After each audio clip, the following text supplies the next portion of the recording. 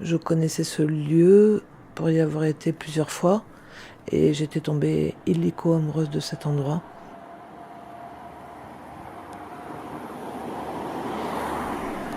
La question fondamentale pour nous, architectes, était la question du patrimoine. Voilà. La mémoire du travail, la mémoire des habitants, ouvriers de ce lieu.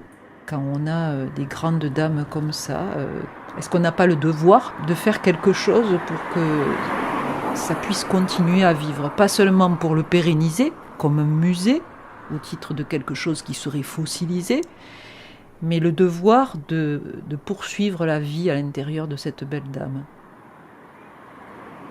Ensuite, il y a l'objet architectural en tant que tel, avec tous ces contrastes. Une enveloppe qui, lorsqu'on est à l'extérieur, nous raconte plutôt une architecture très traditionnelle et classique, avec tous les attributs du classicisme. Et puis, un volume intérieur qui nous révèle tout à coup une autre histoire, un autre récit. Le récit de la légèreté apportée par l'ère industrielle, le métal. La surprise d'un contraste frappant entre cette enveloppe classique et cet intérieur qui nous livre un autre récit. C'est aussi très impressionnant de rentrer dans des lieux qui ont été des lieux d'usine, de travail et de labeur et de présence ouvrière. Parce qu'ils sont vides, parce qu'ils sont silencieux. Et ce lieu en permanence ouvrait les champs de l'imaginaire. Ça n'arrêtait pas. On se demandait ce qu'il y avait là, qu'est-ce qui s'y passait, comment, quel était le son. Et ça a été presque un travail d'archéologue en fait dans cet endroit.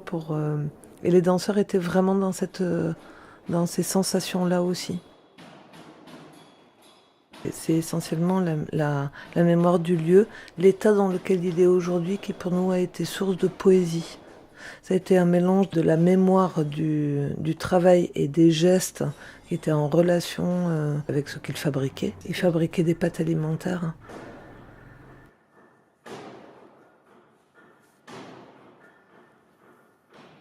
On a trouvé beaucoup de traces des machines dans la maison Santois, c'est-à-dire l'ancienne imprimerie.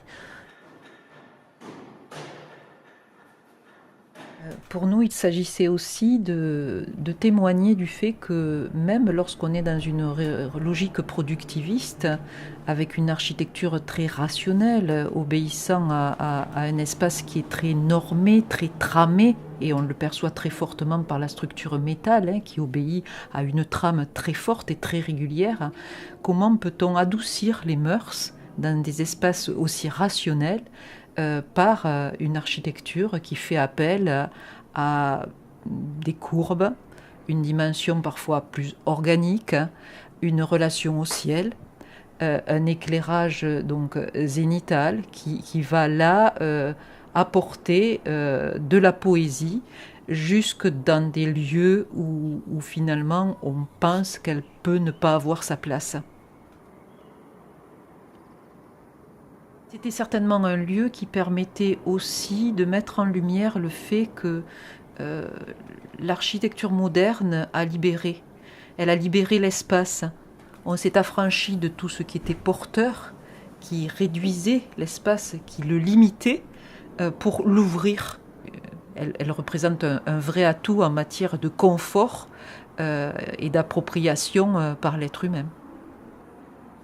On a pas mal travaillé sur la légèreté, par exemple des piliers, sur aussi tout ce qui est ressorti de la mémoire du geste ouvrier. On s'est retrouvé dans un lieu qui est le lieu du début de l'ère industrielle hein, et donc le lieu du geste qui devient segmentaire, quelque chose de très répétitif, qui est un geste à la chaîne. Et en même temps qu'on retrouvait ce geste-là, on était sur le lieu même de l'invention de la danse contemporaine. Pour retrouver une unité, il faut retrouver la liberté du mouvement. Et donc, c'est là qu'intervient la création, l'invention de la danse contemporaine, de la liberté du mouvement.